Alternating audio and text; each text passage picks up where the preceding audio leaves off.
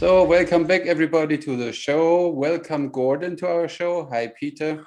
Welcome Gordon. Hi Armin. Nice to meet you. Hi Peter. Hi Armin. Great to speak to you guys. Yeah, same here. Great to see you. Great to talk to you. Happy to have you here. Happy to have you. Thank you. We are since years friends on Facebook, and I see what you do, and I envy you a bit because it seems like you live on your range. You shoot every day, 6-10 hours bow and arrow, and the next photos you post, you throw knives like a crazy, and you do bullwhipping. Oh, how comes? a grown-up young boy. No? Yes, I love that. Yeah. Just like I say that sometimes. All the things I did as a kid, I do now and get paid for it. Very good. That's great. That's great. Nice. Yeah. You want to tell us little bit about you, about your history, how you got into archery, and that we know you all a bit better here?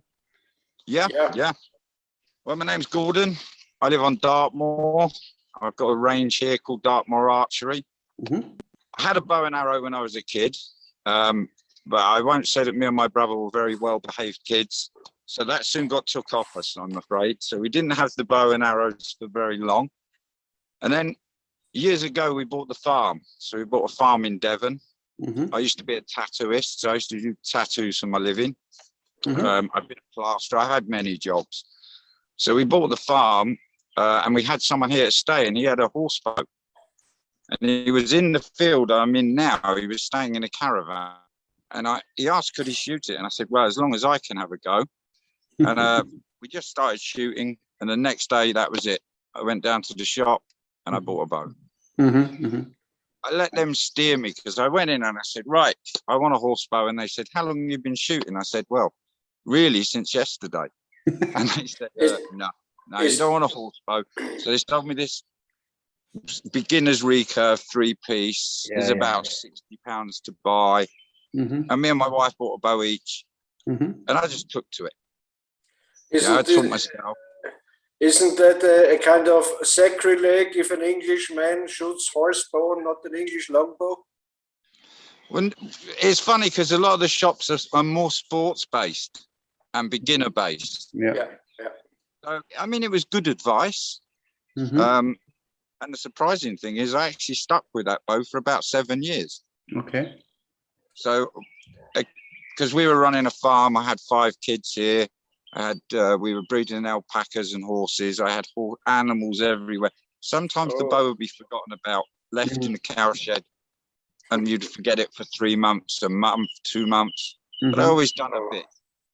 And then suddenly one day, that was it. There was no turning back. It was about 12 years ago that I just started shooting every day and all the time. Cool. And the teaching was quite funny because we did holidays here. Yeah. So we had 7, the old barrel-top gypsy caravans. You know, the ones the horses shoot. Very romantic. So we used to do holidays in them. And people would spot the archery equipment and no one knew how to use it. So I would end up coming out with the wife's bow and let them use that. That was about £22. And I would just show them how to shoot. And I started teaching about 14 years ago.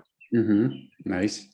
So, I know in Ireland is a kind of gypsy tradition. Is there also in your area kind of gypsy tradition? Yeah. Well, in England as well. I mean, there's Irish gypsies, there's Romany gypsies, the caravans, the horses. Very, very traditional way for them to travel and live. So when we got the land, we were doing things like that because it got people out in nature. And of course, the kids would see the archery set up and, mister, can we do some archery? I can never say no.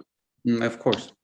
So, yeah, we would always end up on the archery field or, again, knife throwing, axe throwing. I did it as part of the holiday package, really. Nice. But then we stopped doing the holidays and I set up the archery school. So I went and did a week's course, got a certificate. I mean, they didn't really teach me to shoot, but it was a safety course really for a week. Yeah, of course. That's been kind of the backbone of my safety, and I kind of developed it myself from there. So I've been doing it now professionally, full time as my only job for I think it's 10 years now. Nice. That's great. That's great. Cool.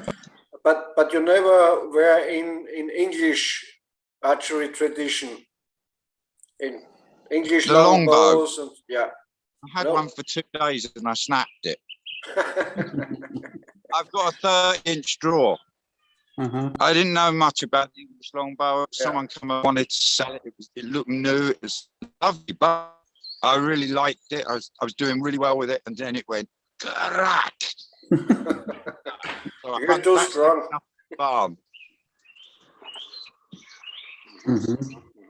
So no, it's really been mostly flat bows was my thing for a very, very long time. It was flat bows and recurves. Yeah. I bought a horse bow. I just used to shoot it, 3-finger release. And then suddenly I started to discover the thumb release, then Armin. I thought it took me so long to teach myself a standard archery that I'm not doing it. So I actually watched some of your stuff and thought, right, this is it. And I'm like an illness. I couldn't put it down. This Armin is a little devil. He takes the good people from the true belief, from the true spirit, and puts them into thumbing. Look, Peter, you simply need to see it right. When you play a guitar, do you pluck the string with 3 fingers, or do you pluck each string with 1 finger? Yeah. But archery isn't playing a guitar. It's a string instrument, my friend. Yeah, that's true. It is. And it can be a bit highly strung as well. Yeah. And Gordon, and so on your farm, you're offering to tourists some archery and workshops or so?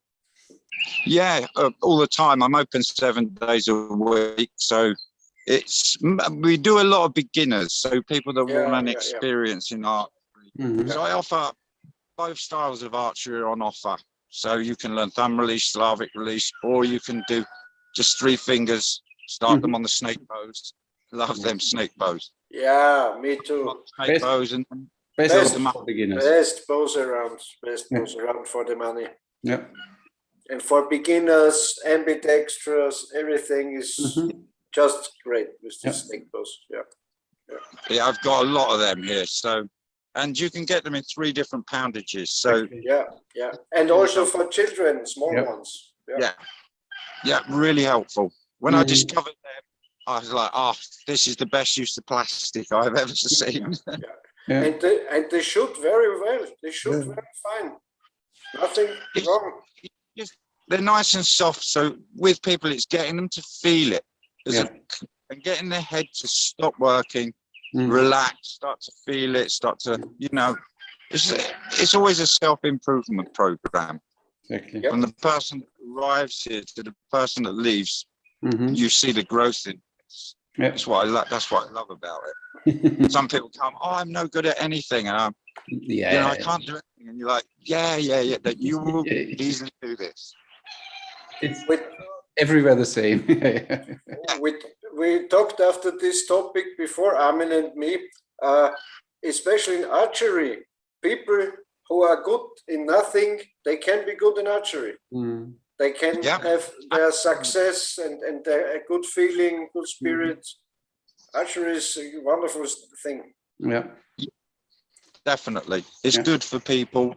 I mean, at the moment, especially, people need to come outside, start to be in nature and, breathe again. So I'm doing a workshop for teenagers, like a warrior camp, and also based around the hunter.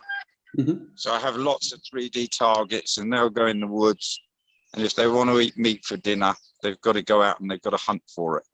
Nice. So they've got to hit the 3D, not real animals. That's illegal here. They just got to hit a kill on the 3D, and then you can say, okay, you've got meat tonight. Otherwise, you come back with no kill, no meat. Then you get only salad. Yeah, of course. Then they'll all abandon the camp after the first night. Really cool. I like this way of living. Very nice. We also have you might not have seen it. Have you seen paintball archery? Yeah.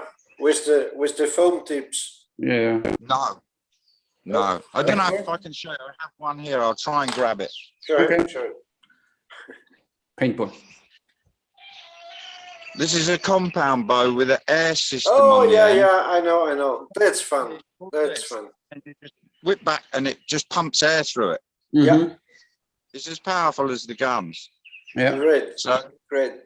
people can experience being the hunter and the hunted at the same time. Nice. That's a great. I always wanted to make something like that for traditional bows, but it works best with a compound bow, of course. Yeah.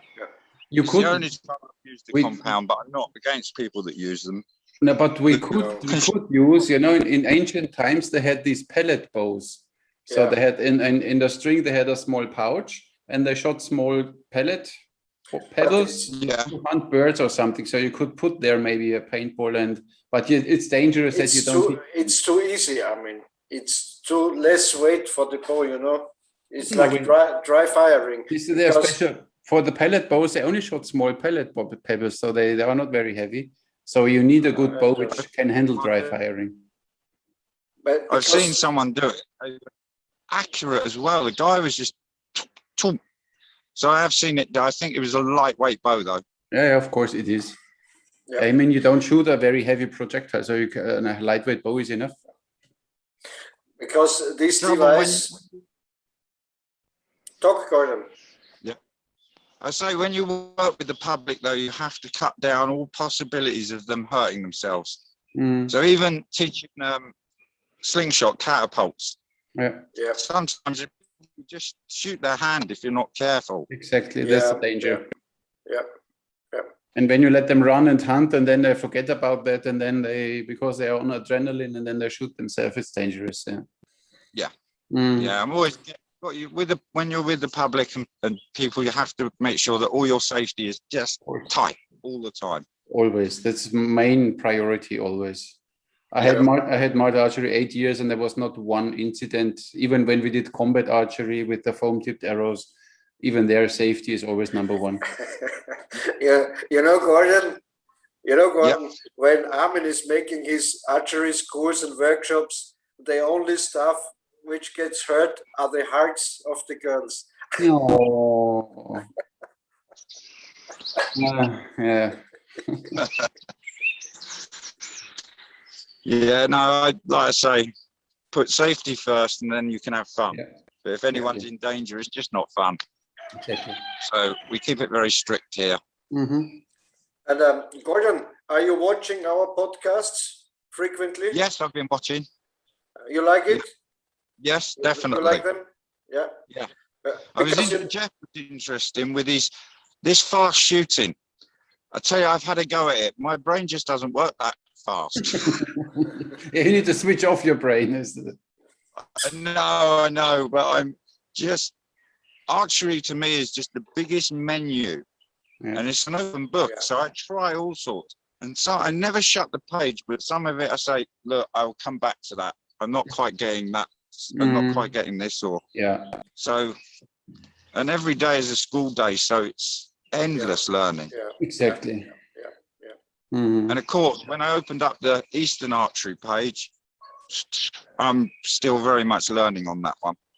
Yeah, me too.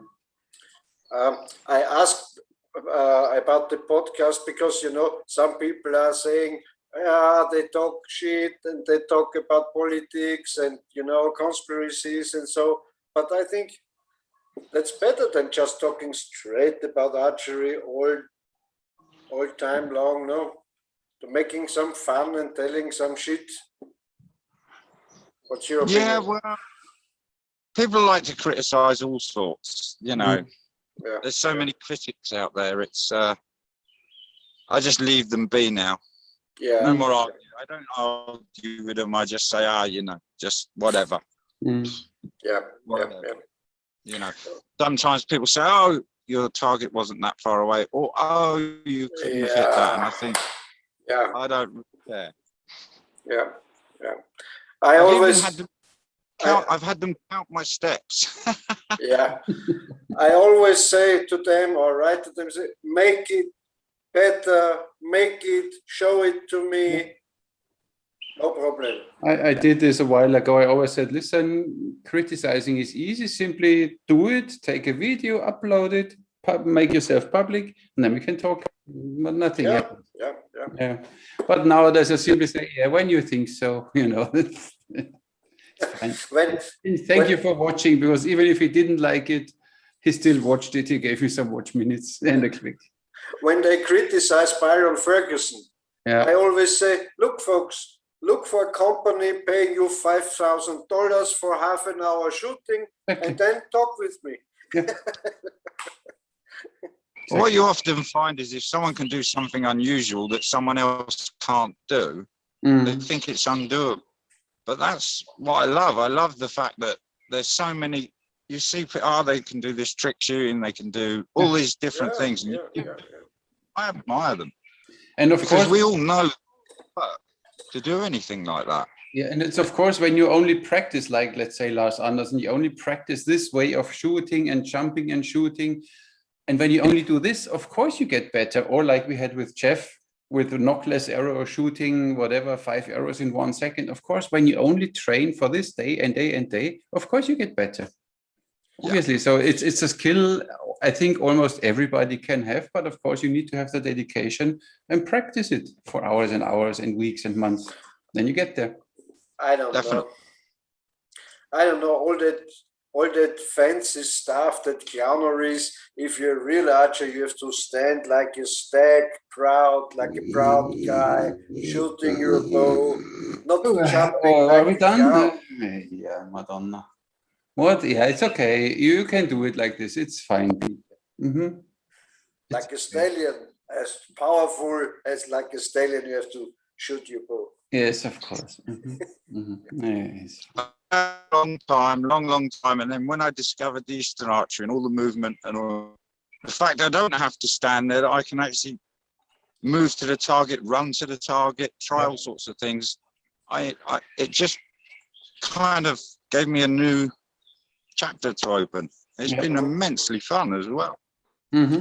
Trouble is, when I first looked, I thought, well, there's not so many Eastern bows. Ha! Well,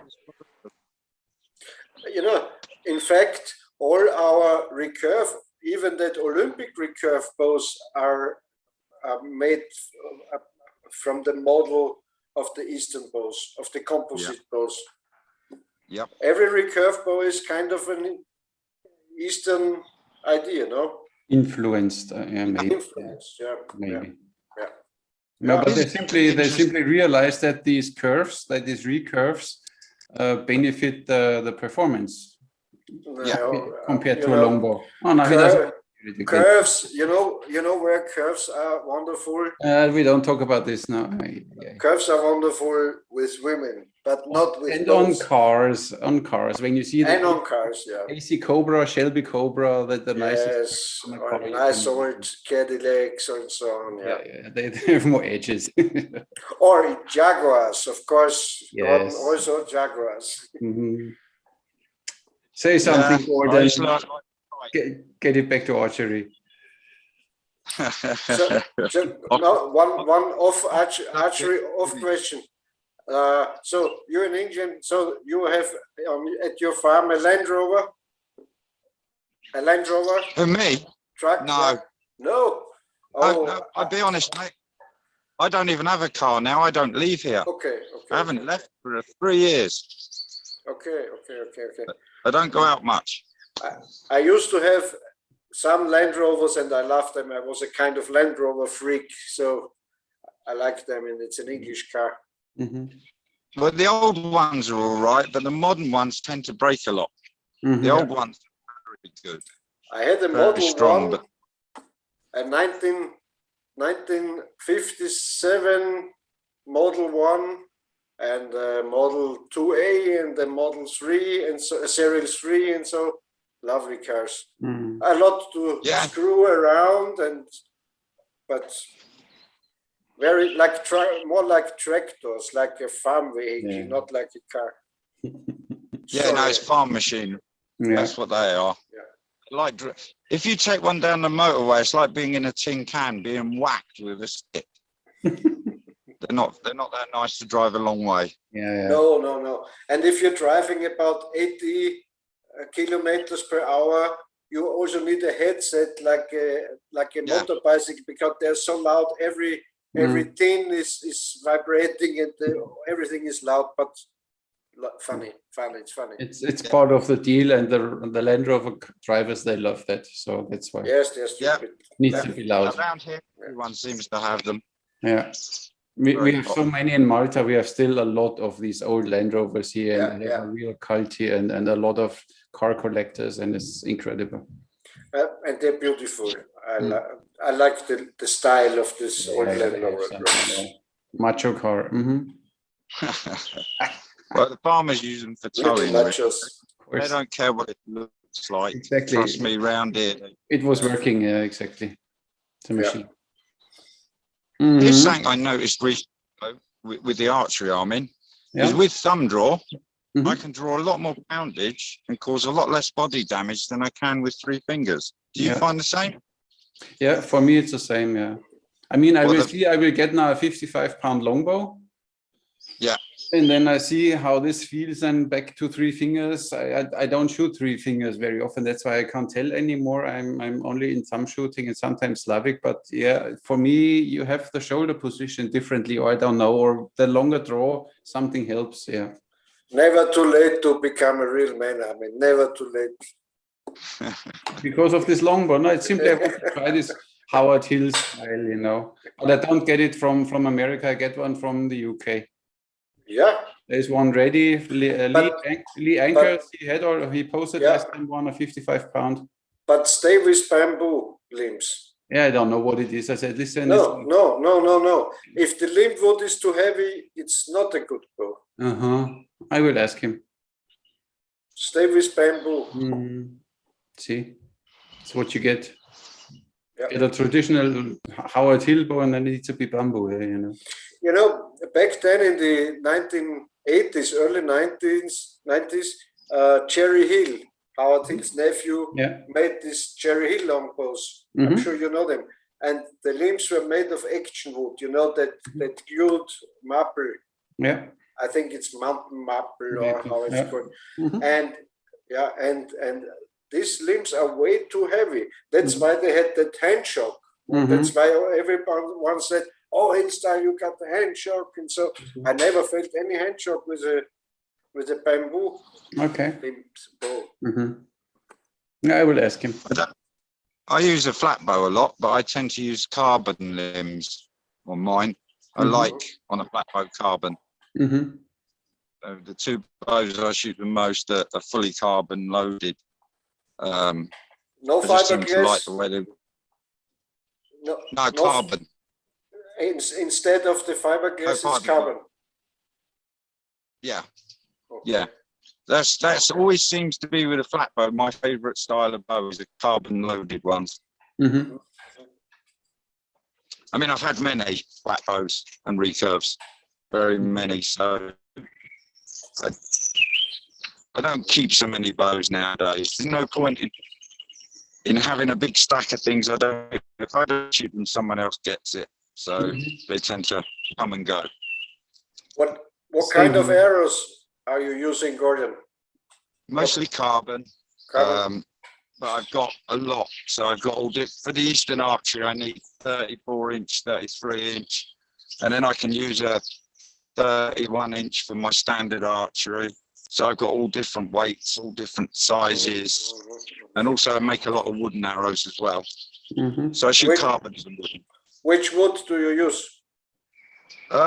Variation. It depends. I very rarely buy them. I usually make them because I'm not very kind to arrows.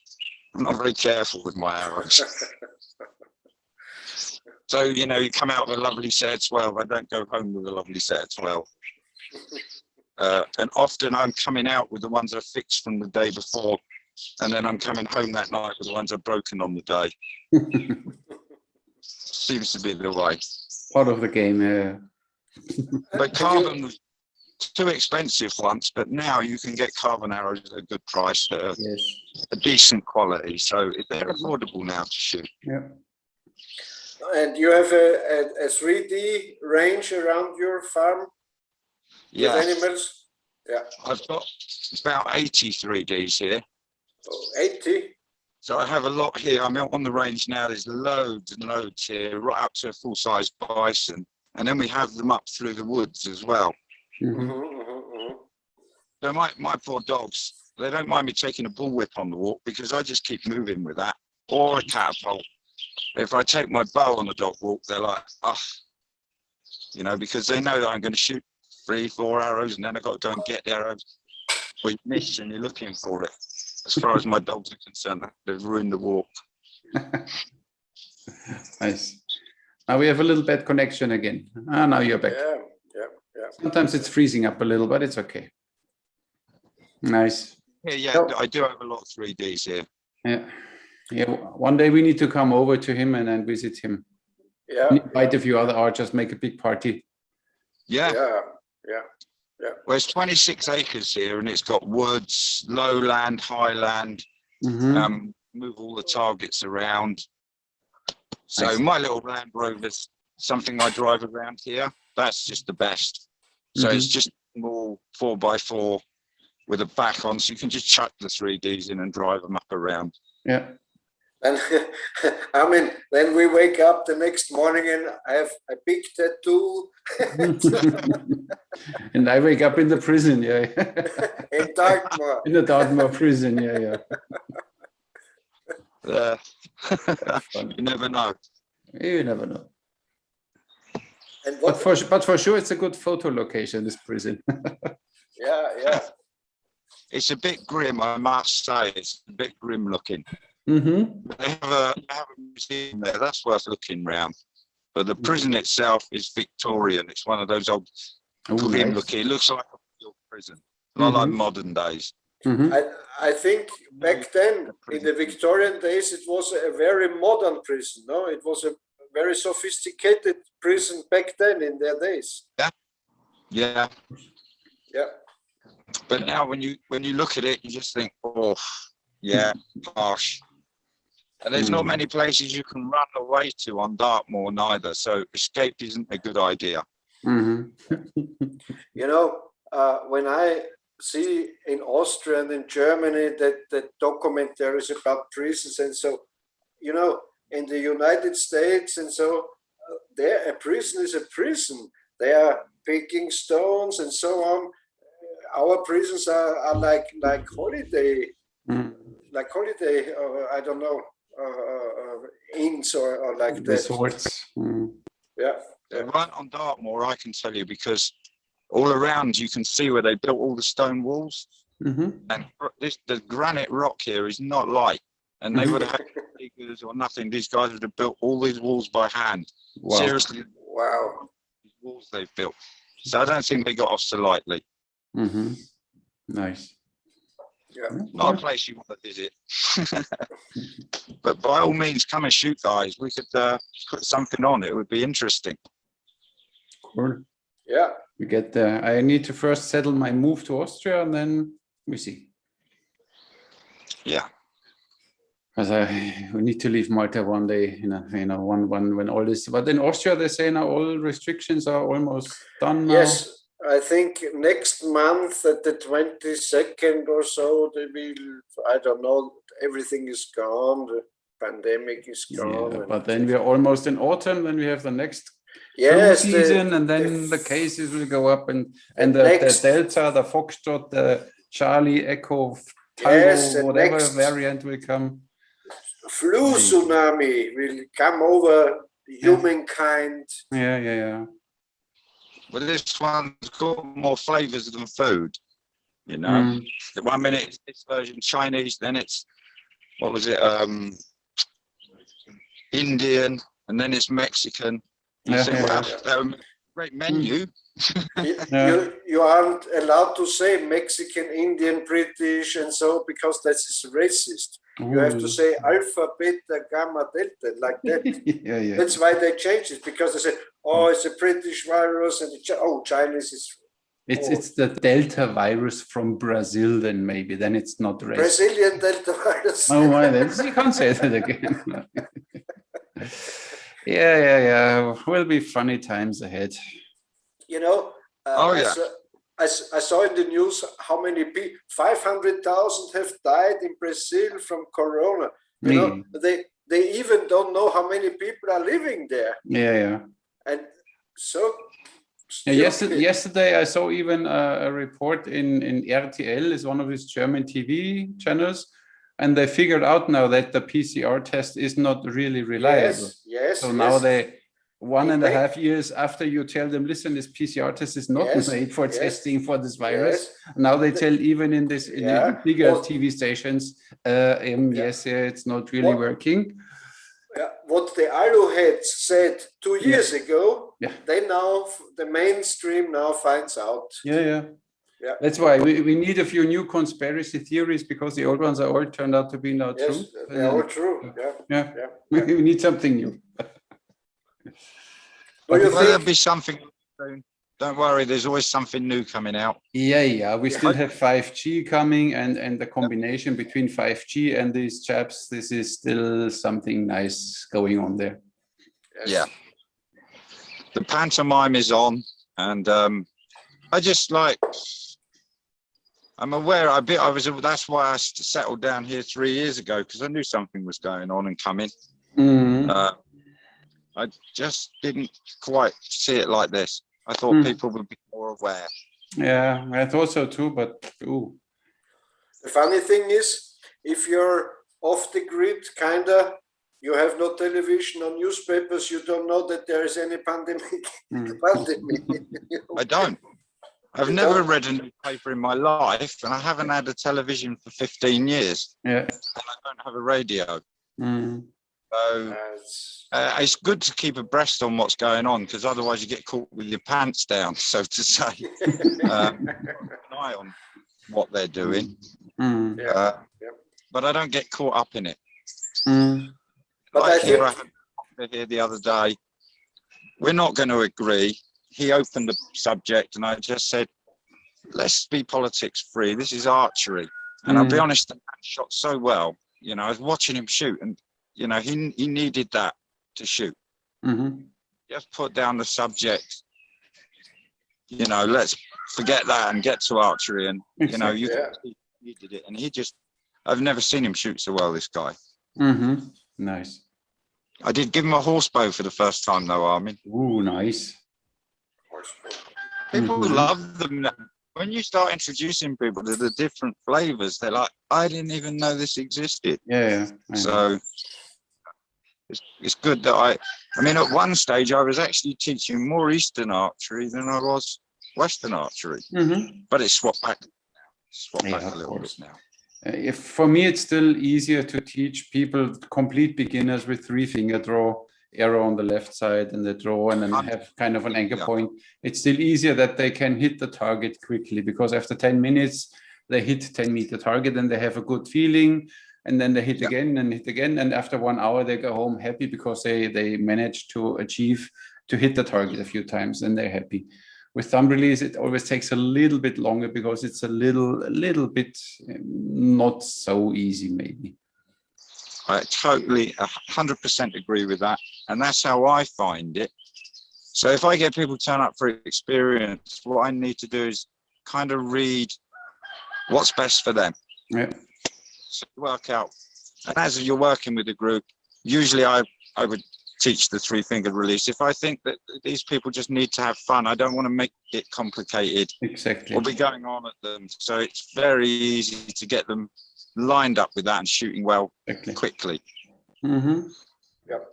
I had many language students in the beginning. Always every week I had a bunch of language students coming, and then sometimes I had a couple of Turkish guys.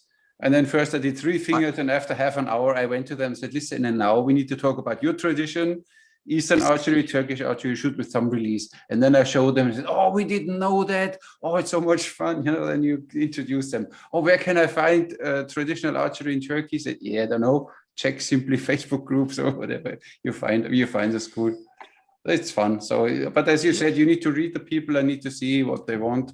If they only want to have fun for an hour, and then 3-finger shooting is fine. if you have someone who is a bit more interested, and yes, of course, many come, they watch then videos and saw something, oh, can you show me some release or whatever? Then they ask directly, so it's fine. And we are good enough to show everything, so it's fine. Yeah, it takes a bit longer to get them through the smaller points. Yeah. And to feel it. But some people I introduced to it and they just got it.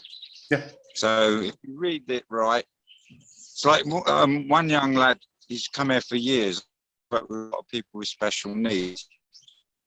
I taught him 3-finger, I taught him Slavic, and I taught him thumb release. He took really well to Slavic. Mm-hmm. Now they changed his teacher, who had the same journey. The new teacher only got taught Slavic. Mm-hmm. So when we swapped over to 3-finger, he was like, I don't like this on the wrong side of the bow. Slavic on the other side, doing it properly, he was saying to me. Yeah. And he just couldn't shoot. When we changed him over, he was just, but give him Slavic release. Yeah. Because I taught him that from the start. Exactly. It's not so much different, but it's easier. Yeah, it's fine. Yeah. Good. What's your approach when you have now a group, or let's say you have a small group and you start now teaching? How do you have some certain steps? Like I explain always the 4 steps: you load, you point, you throw, you shoot. What system do you use for teaching them? First, I do a little safety talk. Of course. Line, not stepping over the line. Then I give them a complete demonstration on how to knock the arrow, knocking point. Then I just show them, yes, draw point, shoot, or take them through the whole steps. It takes about, depends on how well they're listening, but about 20 minutes. Because usually my slots are 2 hours and more. I don't usually do an hour. Okay. Because what you find if you do an hour, some people are only starting. If you have a group of 7, you may have one in there that starts to get it slower in the hour. So I would like to create more success. Okay. So I walk them through it. Keep going over. It depends. If there's children, I go over the safety a lot more. Obviously, yeah. If it's a group of adults, through the safety, but not so much over it. And then the whole time that they're shooting, I just come backwards and forwards, moving the elbow, just going over the different parts. So when I'm doing the explanation, I always say to them, don't look so worried. I'm telling you loads of things. The main things you have to remember is don't point the bow at anyone. Don't step over the line. And I have a safety word to stop everything, which is fast. So if someone comes to the gate or an animal comes over the fence, you shout fast. Everything stops. So there's only a few points they need to know in safety, and then I just help them. Cool. Yep. Always the same. Nice. Yeah, you find a rhythm that works, but sometimes you have to be very adjustable. Yeah. So sometimes I might get someone in a group that's got very high special needs. Yes. And I didn't know about that coming. So in your mind, you're making major adjustments to everything you're doing. Yeah. You know that actually you've got to get it into the rest of the group, because you know you're going to be here knocking the arrows for this person and, guiding them the whole time. So then I can be looking and I say to someone, you hit your sleeve. How did you know that? Well, you're not far enough. I can tell by it. When it hits the bag, you're not, and I don't need to be looking.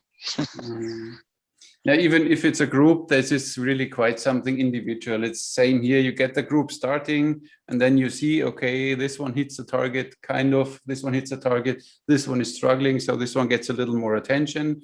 And then when he is hitting the target, then you go through all of them again and see then these fine details, hitting the elbow or having the shoulder up or elbow, as you said, and then you go through them. But we manage it in an hour, so usually it's quite okay. Yeah. I found out. Sorry, talk. Sorry, you carry on. Okay, I found out in 1 hour to 90 minutes, every person is able to hit a kind of target and is able to walk, to go home, and with a success, with a good feeling. It's possible in 1 hour to teach everyone. Yeah. Is it you always see when it snaps? Most people, or the thing that most people do, that they start aiming. Yeah. They simply start aiming then over the arrow, and you see they constantly shoot too high. And with some people, you explain it quickly and it snaps, and others, they take really 1 hour and they still don't get the point or trust themselves that they really point lower and stop aiming. So this is the only thing. Sometimes one doesn't get it in an hour and shoots constantly too high, but we have big hay bales, so he shoots above the center, but he still hits the target and still has kind of feeling that he did something. What's interesting, because you talk about aiming, when you have beginners, starters, and these are rifle shooters like hunters or military personnel, they are in most cases able to hit the target with aiming because they have some kind of idea how to align their body to the target and so on, because they are rifle shooters. Yes. So they have an idea about it. Only when they can choose the anchor point, when they draw then to the eye and aim over the shaft, then it's fine. But when you tell the middle finger to the corner of the mouth and they still aim with the tip of the arrow goes always too high. This is the only thing, and this is, you correct this and then it's fine. I mean, it's not rocket science, it's an instinctive thing. It's like you throw a stone, you look where you want to throw it, fine. You know what is very similar? Sometimes if the people know about it, I say it's very archery is very similar to shotgun shooting, because you swing up and you're fluid and in motion, and you can't really aim for your target. And I said the anchor is like you have the gun stock on the exact place every time you raise the rifle, the shotgun. It's very similar. Nice. Well, what I do with most of nearly enough every lesson is I keep them on the bags for an hour, so the bag will start close, because then they're learning to shoot down, and that's what a lot of people can't just. Once they can hit that, they start to move back and back.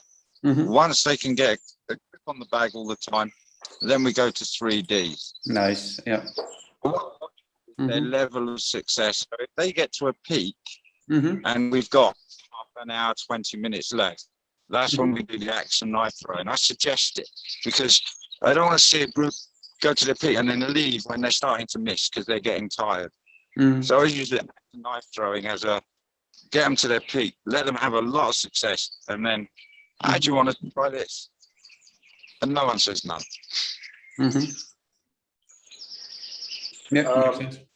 Gordon, aren't in Devon a lot of old ancient stone circles and excavations and so on? I think in Devon there are a lot of Bronze Age and so on, no? Yeah, there's stone circles. There's one just up from me, just up here. You made it. Where I am is Dartmoor, so I'm in the national park. So it's kind of unspoiled. You're not really meant to be my illegal archery business and my illegal house. You're not really meant to do much in the Dartmoor National Park. Yeah, but archery is one of the most or less harmful to nature, because you don't harm nature when you shoot some arrows as a sport. When you consider it as a sport, it's in the list. It's number 2, I think. Golf is, I think, number 1. Stupid, but yeah. And there's a lot of game in the national park. A lot of deer. A lot. Yeah, they run through here all the time. Because you're not allowed to hunt with a bow. I don't have a gun. It's very hard to get in the UK. But I do have 3 hunting dogs that are lying over here in the grass. But even now, they made it illegal for my dogs to hunt. Oh. Now, I sat all the dogs down and I said, listen, guys, the government said you can't. But they haven't listened. The dogs won't. Of course. So occasionally we do end up with a deer, yes. And you even are not allowed to have a shotgun in the UK? No. Some people are. They would never let me have one, no. Yeah, they know you. Yes, they do. No, I would never, ever, ever get one. They would just laugh if I asked. No. But a bow, yes, I'm allowed a bow. A crossbow as well. You can go and buy a crossbow. Okay. Fair I enough. don't like them though. I've had quite a few, but I never use them. And again, with the public, it put their fingers too high. So I don't let the public use them either. Yeah, no. Yeah, it's dangerous. Yeah. Yeah. Every weapon you're able to give to a person and it's cocked and you know that's dangerous. And a crossbow is dangerous because you can handle it with the bow. With the bolt cocked and Yeah. Well, things go wrong with safety catches. The crossbow, it's not really my thing. I'm not really. The archery really for me is mental freedom. Yeah. So I don't think to shoot. I just empty my mind and just draw the bow, look at my target. It's a meditation. Yep. So I see that this now is really good for people's mental health. It keeps me on the good track. So I don't do yoga anymore. So this is my way of just being in nature. I can hear the birds singing. And then here so long enough and you're not thinking, you can feel the birds singing, you know, you're part of nature again. I understand. Gordon, you're always part of the nature. I agree. Yes. I always, I'm a little controversial to that. Oh, we are so far from nature and the man, the humans and the nature. We are the nature too. Yes. I agree. Yeah. I'm out in nature. I'm outside. Well, today me and my boys have been cutting all things back and taking bits of fence down. We're out all day. I'm either playing with the horses, walking the dogs, or shooting a bow, or teaching. And is there fishing allowed in the national park, or is there good fishing in your area? Yeah, there is. Yeah, there's some reservoirs just over the back. So we're not near the sea here. We're kind of really inland. So yeah, there's some good fishing here. I like fishing. For trout, no? Yeah. Trout. Yeah, trout fishing. I used to do a lot of carp fishing when I was younger. Yeah, it's fun too, yeah. And if you go fishing, you get, you know, you drive away from London, it's like, oh, just bring me back to nature where I belong. Yeah. Which I'm. Yeah, fishing is also a beautiful thing, a wonderful thing, fishing. I used to do it a lot. Yeah, why don't you do it anymore? I have done enough. No, but when you like something. Yes, maybe I will. Maybe I will. Yeah. Why not doing what you like? That's why you're here on the planet. Yeah. Yes, I have a plan to catch some trout in some next week or some. And I will cook them. You can write in the book again then. How are your books doing? English versions? How are the books? Today I worked on the English version, but you know, every day I have some professionalists. You know, how is it called? Tischler, how is it called? Tischler, carpenter. Carpenter and so on. And that's why I don't do a lot. Oh, you're so busy. Peter. Oh, poor guy. Wait a second. And today I put on a nice bow rack where my bows are hanging. And why didn't you put it in the back wall there? Then we would see it when we do it. That's this kind of living room. It's behind. In front of me, here's a big bookshelf. And there's a space behind about a meter, and there are the bows and the arrows and so on. Oh, it's nice when you see it and we don't. Yeah, it's fine. Thank you. I will take the camera there the next time when it's finished. So you can see my porn room.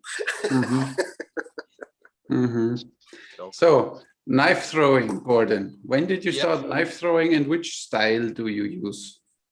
I started as a kid because me and my brother were that sort of kids, you know, air rifles. We had air rifles. We had throwing knives, throwing axes. That's what we did for our childhood. Yeah. Here I teach straight throw, military spin, and just spin. And then me and my son, we play about with everything. So can we throw it under our leg? Well, today we were trying to hit a polyball with an axe by throwing it over our back. No success there today, but we did have success the other day with that. So we'll try, you know. Here I have a lot of different axes. So I have from a big double-headed axe right down to all sizes. Axe throwing is quite easy. Yeah, it's easy to, and it's quite safe as long as you have the right kind of axe, right kind of boards. So you make sure you've got something that's sprung steel that comes flying back. Yeah, I saw this one video of one of these. They are blooming now in Canada. I think these axe throwing bars, and I saw that they have then these small ways and then a target on the back, and there was a lady throwing, and the axe bang and came back, and she was ducking a little, and the axe flew like this, and she it's so fun. It's not fun. No, if I saw that happen once here, I'd review every, you know, we check everything that we buy. We use quite heavy throwing knives because people, you know, you can't monitor exactly the feel of their throw. But I always demonstrate and show them that actually don't need to throw really hard. Learn, you can put a little bit more into it. But we do all the different types of throwing. So, but again, you measure who you're working with. So if it's someone that may struggle, what I'll just simply do is, here's the right place you throw from. Just do a spin throw. Get some in the board. Same with the axe. This is throw over your head in the board. That's just for knife throwing. Some people will be here all day. Of course. For knife throwing, we use now palm trees. You know, we have a lot of palm trees, and when you have a disc of a palm tree, it's quite soft. So even when you have a light knife or you throw it in a slight angle, it lands like this and it still sticks and it doesn't bounce back.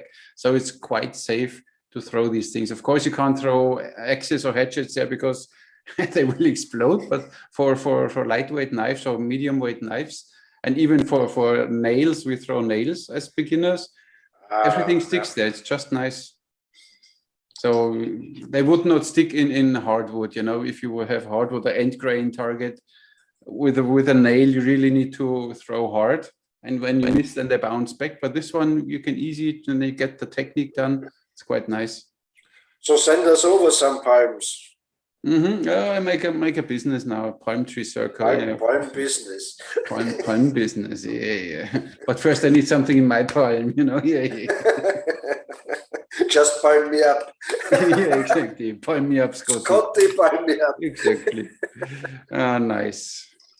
Yeah. And then, funny thing is, though, you can transfer your accuracy onto so many things. Yes, of course. You know, from once you can do it throwing, you know, all sorts of things that you can become incredibly accurate with. You know, even the knife throwing can be shocking at times.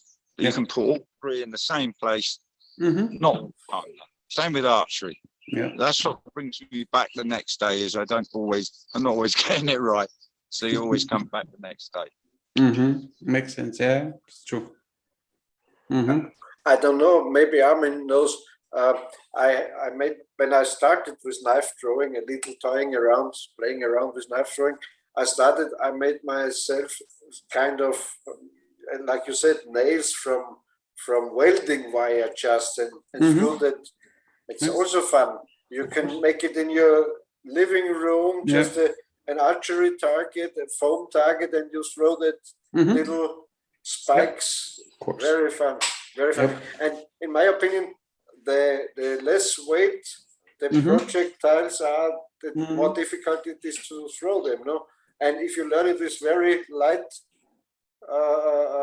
devices, tools. Look at these ones. These are the small storks, the nano storks, and they are so nice for indoors. Look, this is like, that's all.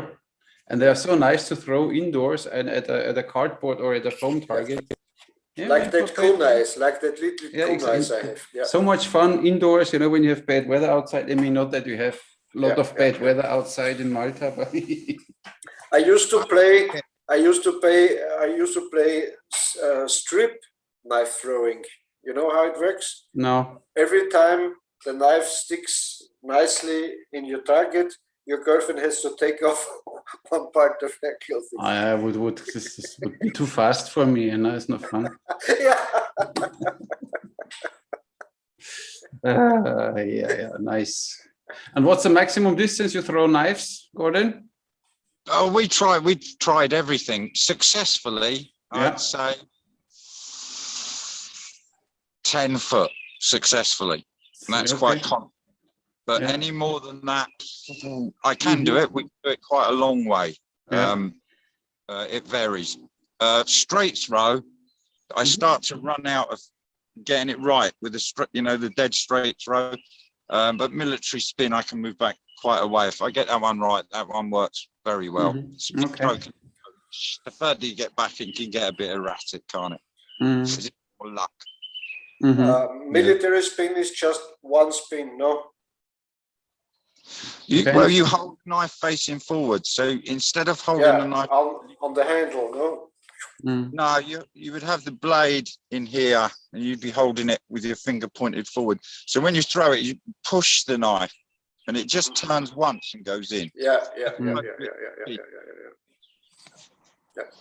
Find that the most effective throw. I have seen, I think on YouTube, some guys, they are throwing really far with this military style. Yeah.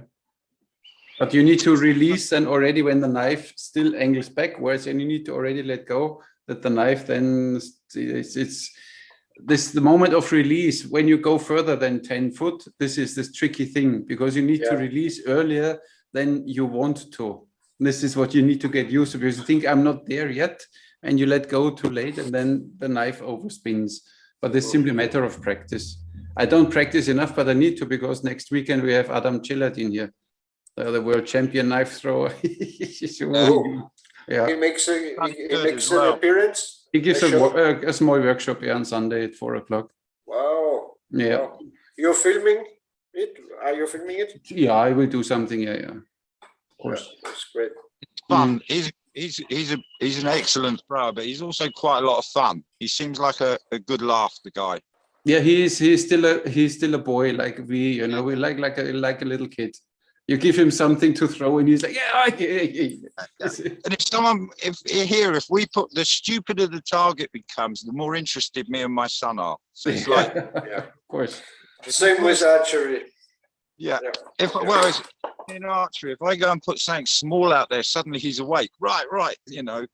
So the harder it becomes, or the more the challenge, the more we are. Of course. Nice. Yeah. And bullwhipping, how did you get into this bullwhip stuff? Because this is what interests me, because I find this interesting with I saw last time a video of a guy, he had a play card between two water bottles, and then he kicked this card. I mean, they can be quite accurate. I have no idea because I never did it, but this is what interests me. Really accurate, really, really down to very accurate. I mean, the guy you're talking about is one of the best in the world. Yeah. But we get a lot of success with accuracy. So I did it as a kid. See, same as the bow. My dad used to go to the pub. Someone would bring something into the pub for sale. My dad would buy it, bring it home. Me and my brother would get it. He would forget we've got it. We'd be at it, Same as the bow. He never thought we'd string that, but we did. But then my son, I got one for him, and I went to demonstrate. I hadn't touched it since a kid, and I made a hell of a mess of that. So I thought, right, I better get one. So I got one. And then it's like everything. You learn to do one thing, you think, oh, well, you start watching, you watch someone who's really good, and you think, all right, I'll try that. And you just, So what I tend to do is I've got a really short one. And when I take dogs on a walk, I take it with me. So, you'll see these nettles and you're like, you can cut them. Yeah, exactly. And I did that every day. But the nice thing about it is you learn to become like the whip. So, you know, like in your tight chicken things, you're doing a nice movement, but at any moment you can add to it, the whip. Well, it's kind of like catch up. When you put that little bit in, same with the whip, it's just that little bit with the wrist. Yeah. When you first get it, you're really stiff and they're trying to smash this thing and you just, oh my God. Yeah. As soon as you relax, and it's a really nice thing to learn to flow with. Very accurate. Very. And what length or something would you consider a good beginner's whip? Is it longer better or shorter better? What's better? 5 or 6 foot. If you get any with a longer whip, you're working very hard to get it to move back, and then you have to wait, time it, and bring it forward. The shorter the whip, the faster it moves. Okay. So if you want to do tricks, 4 foot, you can do a lot of tricks, but it's very quick. So the movement back and forward. 5 foot is that's the best all rounder, I think. So cool. I have some here. This 5 foot paracord whip is because they load it with shot. So this has got shot in it. It's got little balls in it that make it heavier. You can leave this in the snow. You can leave it outside. I could use this all day in the wet. Yeah, it will not be ruined. But leather. Yeah, leather maintenance problem. Yeah, of course. And something's died. That's not traditional. That's not traditional. The animal died for this one. You know, nothing's died. Exactly. How boring! How boring! I like them because I live in Britain. If I had a leather whip, I'd use it once a year, because as soon as you get it wet or it touches the ground, it starts to stretch. You know. Just kidding. Just kidding. And of course, you got this end. It's a nunchuck. That is just in itself. So distancing, no problem. 5 foot. No. Is a bullwhip considered a weapon, or can you simply carry it around? I wouldn't carry anything around looking like I do. Yeah, not specific you. I mean in general. Okay. I would encourage a woman to, yes, in a handbag or something like that, because they are very good. You know, very good. You can get even shorter ones than this. And these do over 700 miles an hour to crack. So it's breaking the sound barrier. So it's the very tip, the cracker. As that goes over, that is breaking the sound barrier. Now, I've been hit by these when I was learning, and oh man, it hurts. So I can imagine. Yeah. Something on your eyes, and maybe a glove on the holding hand, just to learn with.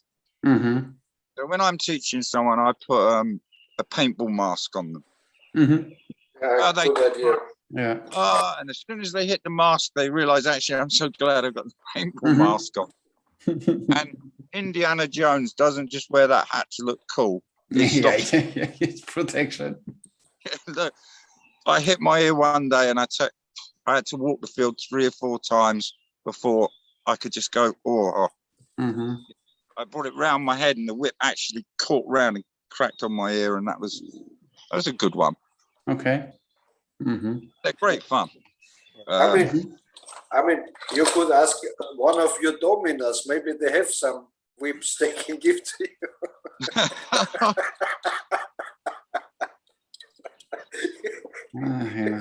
See, Gordon, what I have to deal with every week. Everything goes back to women. And not this. No. I mean, I don't want to say anything, but you know, I'm used to long whips, so because you know, but it's fine. It's fine. Okay. I don't like to see Armin's bedroom. It's full with whips and stuff, and horrible. Yeah, for sure. I mean, it tells a lot about your fantasies, Peter. Yes, but we don't go into this now. You know, otherwise we need to talk about Freud and all this stuff. We don't go there. I would not want to be hit with one of them. I can tell you, there'd be no fun in it. You wouldn't be talking to the person that hit it again. They would. They're quite. And have you seen the ones made of chainmail? Oh. They make them of chainmail. Now that would do serious damage to something. I can imagine, yeah. I think on that old British sailing ships, you know, I think they used a rope to whip the seamen, no? It was a cat of nine tails they would have used, so it would have been something that yes, nine-tailed cats, tails. And also that thick hemp rope, no? Yeah. Oh, that's... Yeah, but doesn't get so fast at the end. So it needs to be, you know, like the bow needs to be tillered. The whip needs to get thinner to the end that it gets this speed, this whipping motion. When you have this thick rope, it's like boom. But it was punishment. So they weren't about hurting the seamen just for punishment. Yeah. But how much is a good 5 foot rope, Gordon? A 5 foot whip, 5 foot probably whip. 70 or 80 English pounds. How much? About 70 or 80 pounds. 70, 80 pounds, okay. And the paracord ones last. When I first started, I bought leather, and to be honest, I never used them. They all started to fall apart, and they were a lot of money. So the paracord one, if I can't break it, no one can break it. Exactly. I just have things, and they say, "Oh, this is unbreakable." You know, this throwing knife. Boom. Yeah. Bing. Yeah. Oops. It's an unbreakable axe. They said these handles are unbreakable. Well, it was kind of my fault. It was a freezing cold day, and I took it out and threw it. It wasn't unbreakable then. Just boom. So these things last here. They're made to last. Yeah, that's good to know. Nice. Oh yeah. So you live in your fairy tale land. So every day. So what shall I do now? Oh, I shoot some arrows. Well, now I whip them. It's awesome. Really cool. When you live there, that was always my idea, to have an archery range where I really live. So that I have a house there and I live there and I can do everything archery, knife throwing, and you do it. So that's why cool. Very cool. You know what? You can't be a rich man and do that. I had to give up the dream of having money. No, I don't think about money. I mean, even as an archery instructor, you know, you don't get rich. So it's no. You have the richness in your heart and in your mind, you know, but because you do things you love all day long, it's more worth it than having all the money in the world. I agree. Absolutely agree. I do. Occasionally, though, it catches you on the odd thing and you think, you know, I've had really good jobs that pay well, but my richness comes from the fact that I can do what I want when I want. Exactly. This is a freedom as maximum as possible. Yeah. You know what because when I moved, I refound some very funny thing I like to show you. I found this hand grenade dummy. Oh, nice. You know, it's here with steel and the wood, and it's also fun to throw it, you know, at the, how are they called in English, the Maulwurfshügel? Yeah. You know, I don't know. You know, on the meadow that earth hills, the mice are making. Moles? No, not moles. Yeah. I think moles. The blind mice, you know, they dig the holes. How are they called, Gordon? You know, that kind of mice, they're digging in the and making these big piles of earth. That's a mole. Yeah, exactly. Yeah, mole. Yeah. And we used to throw it at that mounts, at that little hills, and it's really funny. I can't help it, you know. If something's fun, it's like one thing we do here that's great fun. I've got a basketball net up over there.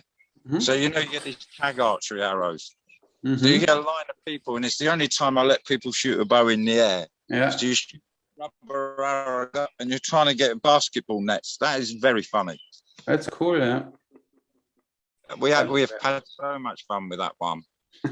And again, I used to introduce that if a session was getting where the people were starting to get too tired, then you just this silly game for the last 20 minutes of, and people loved it, you know. Of course. I thought that was actually now I've said that. Good night, kids. Nice. Cool. So bullwhip, next thing. Play a lot, Armin. You're always playing. You're always playing. No, I'm only do serious reviews. I'm never playing. Yeah. Yeah. I never would have imagined that I'm a bow reviewer, you know, on YouTube. So what? Hey, but you know, Gordon, for money, he does everything. Yeah, and it's such a lot of money, especially YouTube pays you so much, you know. As I can afford 3 cars. Oh, wait a second, I don't even have a car. A scooter. Yeah, I only have a scooter, of course. I had a car. I had a nice Toyota 4Runner, really nice one, an old one, you know, nice black, and I put big tires on it. But then I realized since I had my scooter, I drove it only once a year to VRT, to TÜV, that I get my thing, my sticker again. And I never drove this car because I never used it, because it's a hassle in Malta to drive a car. And you can here drive all year long with a scooter. And I sold it. Yes, you're not a real macho. What? I was saying the hassle in Britain is parking the things. You know, if you go anywhere, trying to park. I don't have a car anymore. Yeah. Yeah, and with my scooter, I can almost park everywhere. And even with a traffic jam here, you can go through the cars, and it saves so much time. It's way more convenient. And if I have something to carry, then I rent a car for a day. It's still cheaper than having a car. I paid 800 euros every year for traffic and insurance for this car. It's not worth it. And if the archery is quiet, you could always deliver pizzas. Exactly. When it's working for them, it works for me. Nice. And what are your plans for the future, Gordon? Any new weapons or something new? What's coming? If the world has a future, I don't know. I'm just going to carry on really what I'm doing. We're all doing new things, new little things that we can play with all the time. I want to start working a lot more with teenage boys that are struggling, people that might be struggling with their mental health. This is a thing that I do. Yeah. I'm really putting in. I mean, you know, if they keep locking people down. So, you know, and I'm open. If they shut the world down, I'm still open. Yeah, nice. Can't shut people down. And you know, these folks are very relaxed because they have a lot of drugs. They take a lot of tablets, so they are very cool and relaxed. So they're easy to handle. Well, yeah, there is problems. Just joking. Just joking. No, there is problem, to be honest. A lot of the use, you know. So we're just trying to do our part here to help, to offer them come back out. Very good. I've got a survival teacher coming in, so we're going to teach them survival skills. We're going to do the archery in the hunting style, and then also bring in the warrior style as well. So let them see what the warriors of old, how strong they were, how strong men once were. As opposed to, because I get people here sometimes, you give them a bow, £30, and they're like, oh, this is really strange. Yeah. My daughter at 12, she's £32. Wow. But not usually 25, but she can be £32. Nice. And sometimes you give it to a fully grown man and you think, and he's struggling. Yeah, that's shaking. Yeah, I know. Because we talk about warriors, I have to bring it now, of course, on the table. What do you think about female warriors, Gordon? I think women are fierce warriors. You know, in different cultures, they were revered and they weren't put down, you know, as weaker. They do need to strengthen up a little bit, because I get a lot of women, I teach as many women as men. And what I find is that you can't let them go past the snake bow very often. Yeah. But I did have one lady here, and wow, what a big day for her. Yes, so she come with her husband, and it was all, my husband's great. My husband's going to be great at this. Actually, to it. like a duck to water. And she was a big lady. She said, I'm very strong. So I gave her a bow. She pulled it easy. And in the end, she was shooting my hunting bow and my buffalo, which is 30 meters, and grouping like this. Nice. I just go, oh, you know, I've never seen a woman shoot a 55-pound bow. Nice. So she was a Vika. Yeah, a Fred Bear, that one. That was the Fred Bear Grizzly. Oh, nice bow. Yeah, we have on here now. She works even now at the range. It's Julia. She just turned 18. And when she came, I think maybe half a year ago, she was barely able to shoot a 20-pound snake bow.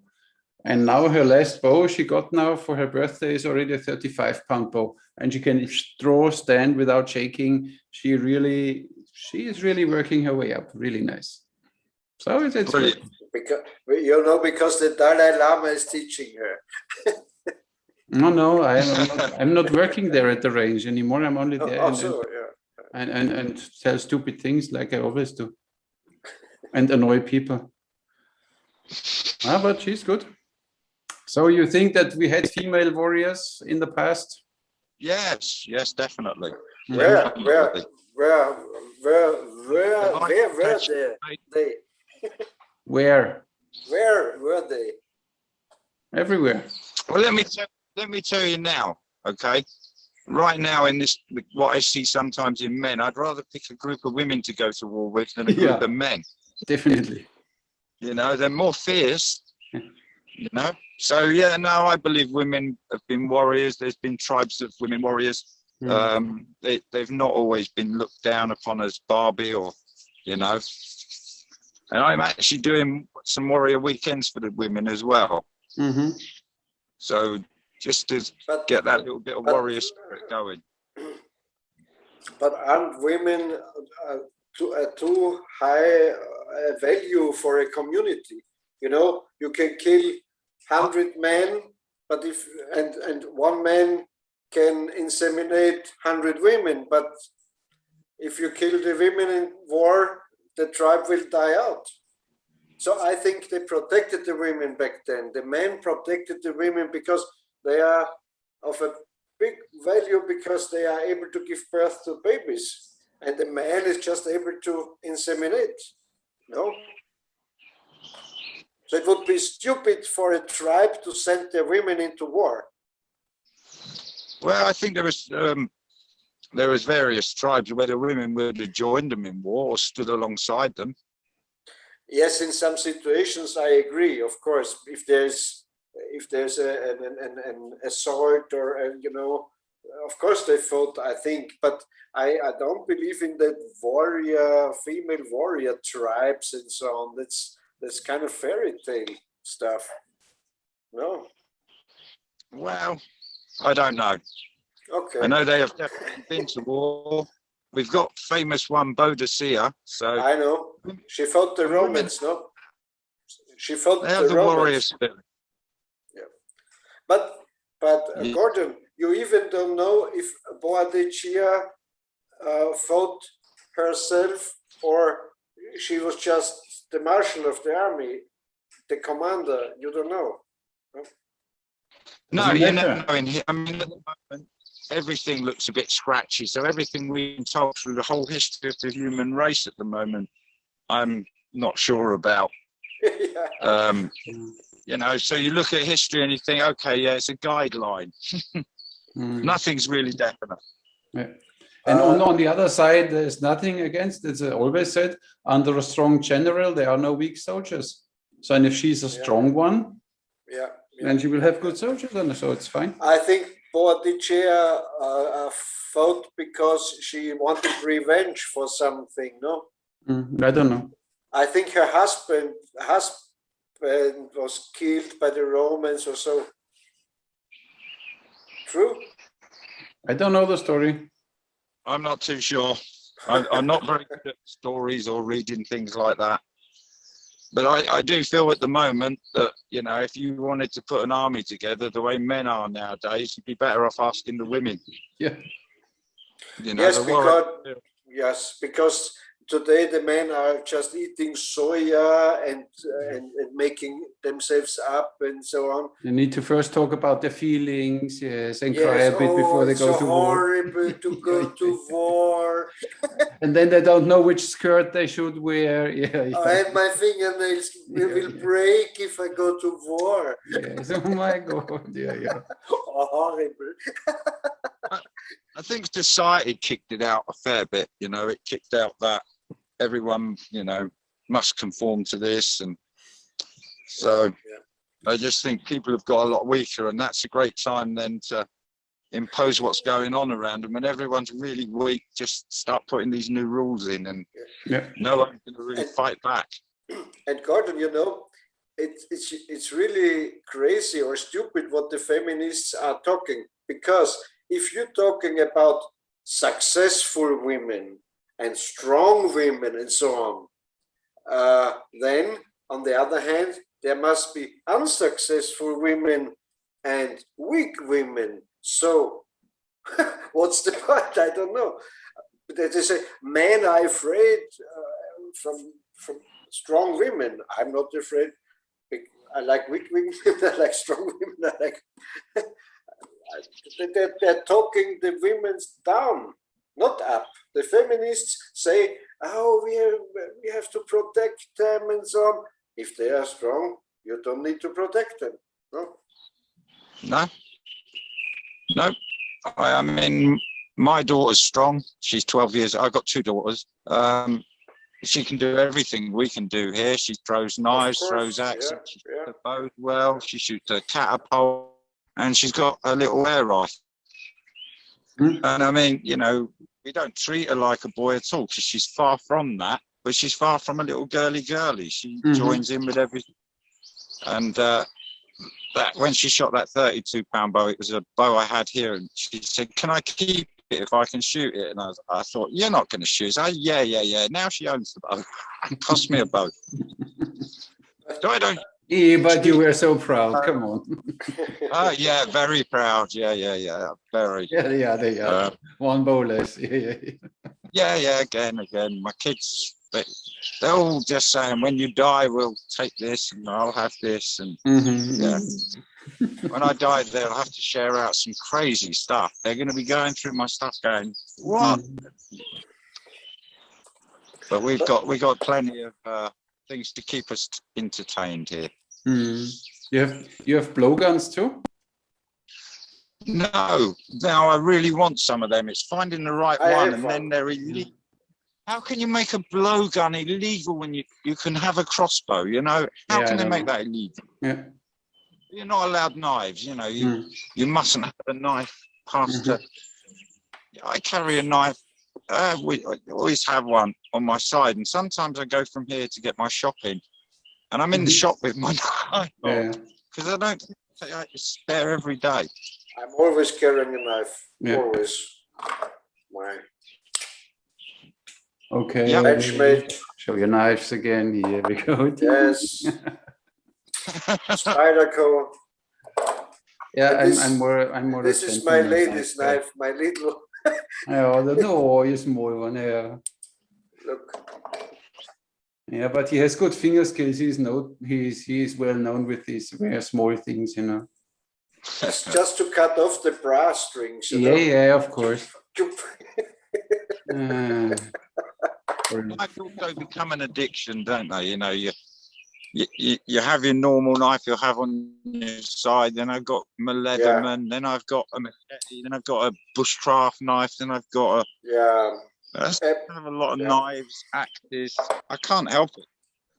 Yes, spears, sticks. I've got some really good spears.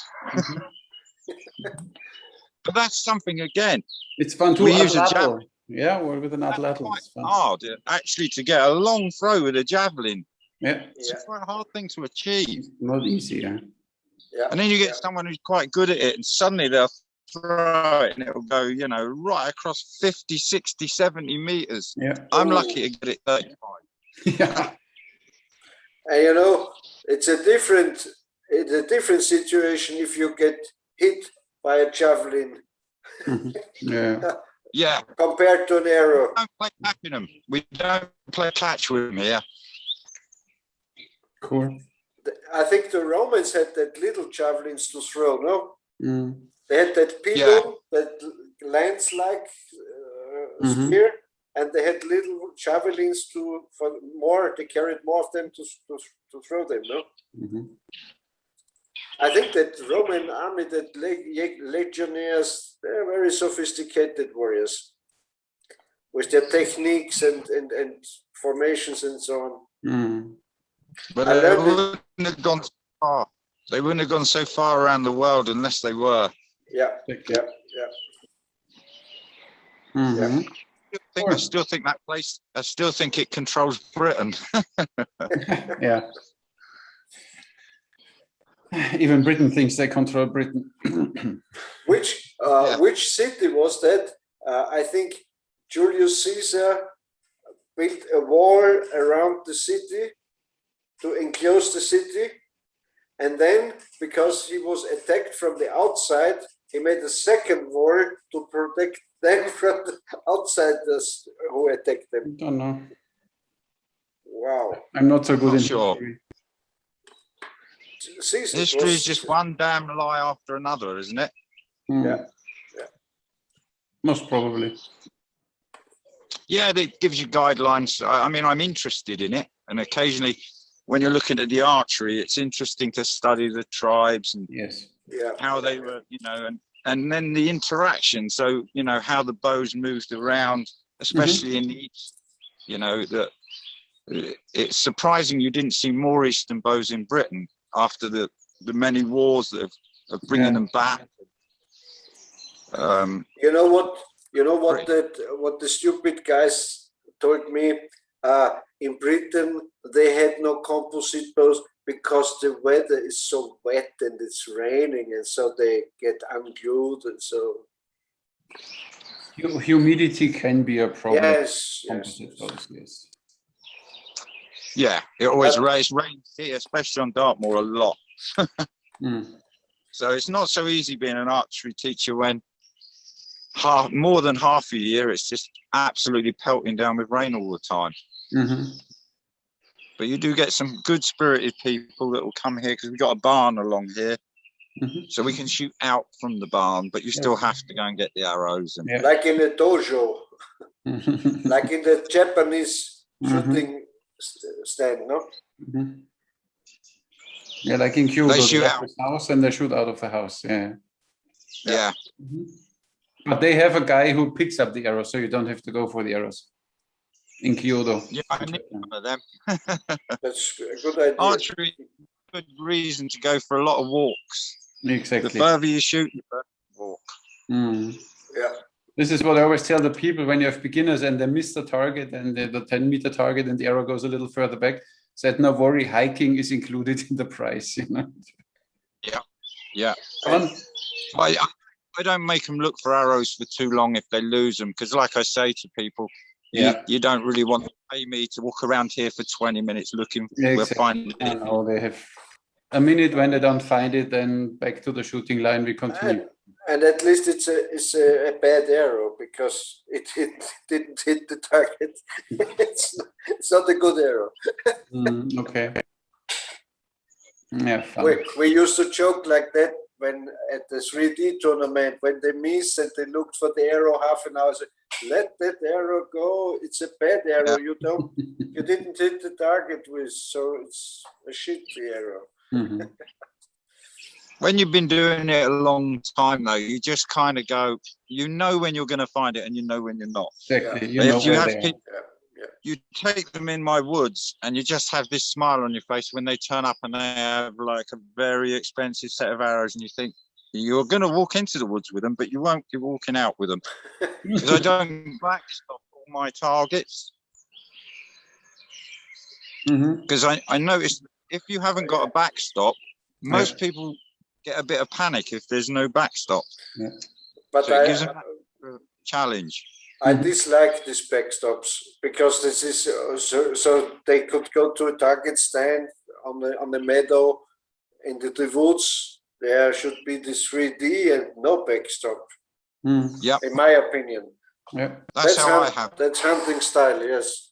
And you know, as you say, Gordon, it's a good training because you know when you miss, the arrow is gone. So it's more pressure. It's more challenging. More real life. Yeah. If you're worried about the arrow, you're definitely going to lose it. Exactly. So here, I just relax, take the shot, and it's usually fine. Yeah. But the one unforgiving thing is my woods are full of granite rock. So sometimes you miss and you see those sparks and just think, well, you know, I'm back. You know, a friend of mine has a nice a fish pond, some fishing ponds and so, and we used to put some 3Ds there, and down at the path there was an old rail from a railway, like 1 meter. It was thrown into the earth, into the dirt. And when we were away with visitors, with guests, we said, "Oh, let's shoot down to that wooden stick." You know, for 40 meters, nobody it was not easy to hit, and we knew it, so we just accidentally hit it. But they I hit it, gronk. And the wood splinters just flying around. It's a bad joke. I did this in the beginning when I got one of my first bows, and then we went to an empty football field, and I saw this lamppost on the other side, diagonal. Said, "Oh, let's see if I can hit it," and whatever, you know. I was like, ding, bang, and my arrow was gone. I didn't expect that I hit it, but the arrow was then. But it's worth the arrow. Yeah. I only shot one arrow because it's enough to show, you know, that you can do it. Yeah. Of course, it's fun. Yeah, archery is fun. Yeah. Throwing things is fun. Yeah. Cool. Yeah. So, if you have something, your famous few words for everyone who wants to start archery, Gordon, what's important? What's your essence? Yeah. Oh, God. Always keep an open mind. Don't judge others for what they're doing. And enjoy it. Keep it so it's always fun. Because sometimes you meet archers and they're always analysing. And it's the minute you can get that person to relax and forget about it, they shoot a hell of a lot better. So I think really, you always keep the fun element in your archery. Otherwise, because I don't do competition, so I'm shooting for my own freedom, really. But I'm never worried about being better than anybody else. And in fact, I'm always trying to get people to improve. I'm always trying to help as much as I can. And my proudest moment the other day, I was shooting with my son. It's just dawning on me that actually he's catching up with my arse, and he hands me my arse regularly. And he's kept very good. He's never cocky. It's always fun. Nice. My main thing. Yeah, this is the thing. Don't forget to have fun. Some people get then so caught up in equipment and I need to get better, and then they get target panic and whatever. This is all. Then they burn out in their hobby. You know, then they exhaust themselves instead of. You can use archery so good for recharge your battery. You know, you shoot 1 hour, 2 hours, and then you're like fresh, and they exhaust themselves because they forget to have fun. And you have to stay relaxed like a cat. You know, you're shooting very relaxed. They are too much under stress and tension and how I do it right. Just shoot. It will come. Stress in the mind goes stress in the body.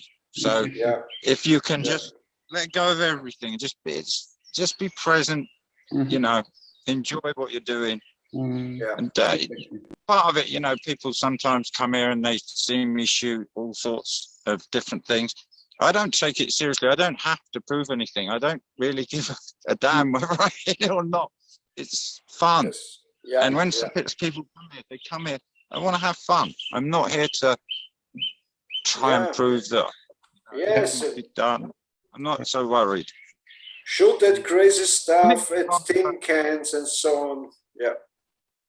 Yeah. Nice. Good advice. Good advice. Some people get caught up as well. They make it just too serious.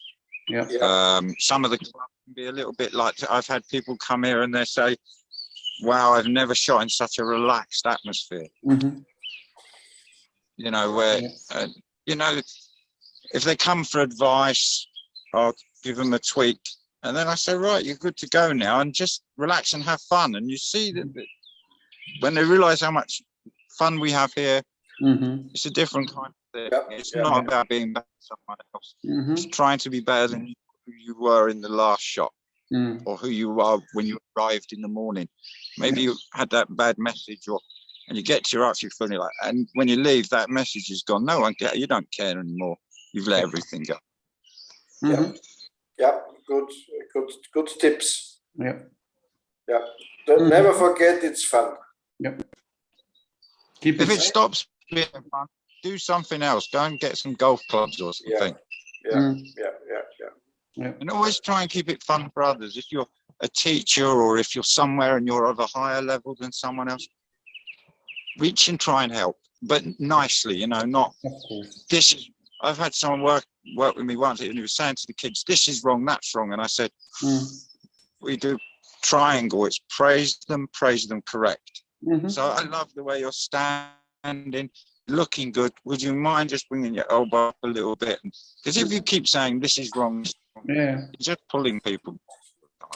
Especially with the kids, they hear it all the time that they do things wrong. That's why they come with such a low self-esteem. And then you simply let them do very good. And now simply try to get the elbow back there. Look, and try to get your shoulder blades together. Keep the hand there. And then they hit the target and they go home. You know, they come like this and they go home like this. And then you know you did something. And on the other hand, what you're saying is true, Armin, but the opposite is also true, because today it's not modern to educate the children.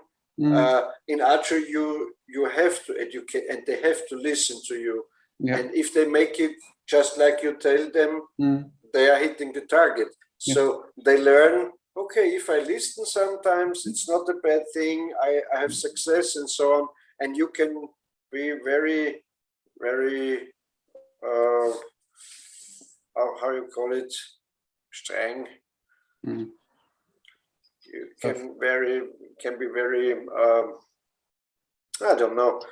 They have to do what you're telling them. They can have fun, shoot for fun, but now we're making this lesson and try to make it like I show it to you, and then they have success, and you can be very straightforward to them. I think it's about motivation. When you motivate them, don't give them courage, don't disencourage them. The thing is, when we have a group of kids here and one boy is really not listening and misbehaving, I simply go to him and tell him, listen, you're a footballer, right? You're a soccer player. Yes, how do you know? Because they never listen. They know everything better. I don't know what training they get. They don't know how to play football, but they know how to complain. And they think they know everything better. I said, look, now you leave this beside. Now you're not a soccer player. Now you're an archer. You know, I shot maybe a few arrows more than you. You shoot, of course, way better football than me. No, but here this is, you know, now listen. And then they stop. They get down their wall, and then they open up, and then you get them shooting. It's interesting. Yeah. You learn a lot about people, and the most important. You get to know people. Is always keeping an open mind on my teaching, because you don't know who's going to come through my gate. I don't know who they are. I don't know how they're going to act. I mean, I've put the archery into a lot of programs. So I worked for 2 years with young people that were getting in trouble with the police. So they were in a lot of trouble. The sentence was to come to us. And I was teaching the guys that were teaching them. So we were teaching them as well. And I put archery in the program, and we got instant success with them. Yeah, I had the same. I did the same. Like with their mobile phones, not listening to the people. And I brought archery to the program, no mobile phones, and they used to smoke. There was no smoking on my range. I got their full attention, and these were kids, they couldn't get their attention. Yeah. Really woke them up. And then these are kids from the city. Now I've got them going through all the woods and shooting at the rubber animals, and they come out here and they're wearing bright white trainers, and I'm like, this is a farm. £80 for these. You say, well, that's why I wear boots. But Gordon, I want to ask you, where do you require your clients for your workshops on your farm? And so, beside that youth or children, if you got adults who like to learn archery, how do you contact them? Or you get them from Facebook or from where? I've got a website. I'm quite well known around, so lots of people say about it. I've got to step my advertising up, because since we've opened, I've been quiet, very quiet. There's not many customers. But to be honest, it's given me a chance to catch up on some building work and jobs to do around here. So, but I do need to advertise it and get more out. But generally, people find me from the website. Some years can get very busy. Yeah, well, that's great. And word of mouth as well. Yeah. And one event or one lesson, how long do you make it? 1 hour, 2 hours? Always 2 hours. 2 hours. 2 hours, yeah. And then lots of people that come back from mentoring, they can be here from 5, 6, 7 or 8 hours. It depends on them and how long they want to shoot for. Yeah. But generally my lessons are around the 2 hour mark. And what are you charging? What are you charging to people for 2 hours? £15 an hour per person. Yeah, that's okay. I'd say £15, fine. Yeah. I heard and it if once. they break up or lose stuff, there's no charges. You lose 5 arrows, who cares? It's part of archery. I lose explode arrows every day myself. And some days I don't. Yeah. Now I remember I had always a family coming on Sunday morning. It was the parents of the daughter and the boyfriend of the daughter. They always came every Sunday morning for people shooting. And then the daughter went to the UK, but I think London, to study. And then they said, oh, look, we visit her. And then they flew there, visited her, and they saw an archery range around. They said, listen, let's go do some archery, like we always do Sunday mornings. And then they went there, and the price was £35 for 45 minutes. Then I said, no way. We wait until we go back to Malta. Was a trainer, was a teacher? I don't know. They saw it and they said no. I mean, I'm always there, or it's just always a trainer there. You pay now at Malta Archery €12 for an hour per person. So, and it's always a trainer there. So it's, you never shoot without supervision. So, but you don't pay the trainer; you pay for the range, so to say. Yeah, but including the trainer. Yeah, I'm always here, so I've got people that I've shot with for a long time that can come and shoot on their own, or don't just come and shoot. A lot of that's free. Yeah. Once I've been shooting with someone for a while, generally they come back, they don't pay me. But with the public, I'm here the whole time and just keep guiding them through. Yeah. Yeah, it's your business. That's all. Gordon, we can hear you, but your picture is frozen. Yes. No? or he's not moving. He's not. He's meditating. He talks like a waterfall, but he's not moving. You don't know. He can talk without moving his lips. He's such a genius. Maybe it's best to freeze my picture. It's fine. All good. But I think we're already in a good time frame that we should finish for today. Yeah. It was a very interesting talk, Gordon. Thank you very much for your time. I really enjoyed it. I appreciate it. We would be very happy if we can invite you at a later time this year. Yeah. Again, for a nice talk. It's always very interesting to talk to you. You have a lot of knowledge, you know a lot of things. It's always nice to talk to you. Yeah. Thank you very much, guys. Much appreciated. Yeah. I really enjoyed it. And yes, it's one of the good things about our podcast. We have people from different places all over the world, and we are able to talk to them how it's going, and so that's a good thing. And good.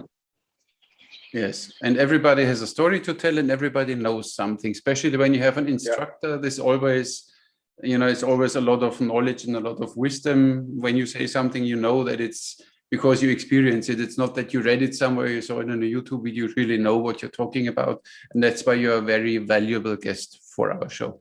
Yes, thank you very much. I agree. Oh, I said this very nice. My God, I'm getting better in this. You. Oh, yeah. Thank you, guys, and I appreciate you inviting me along. We will re-invite you, Gordon. Have a nice time. Okay. Thank you very much, Gordon. See you later, guys. Stay safe. See you next time. Yeah. Take care, guys. Catch you in the next one. Goodbye. Ciao, ciao.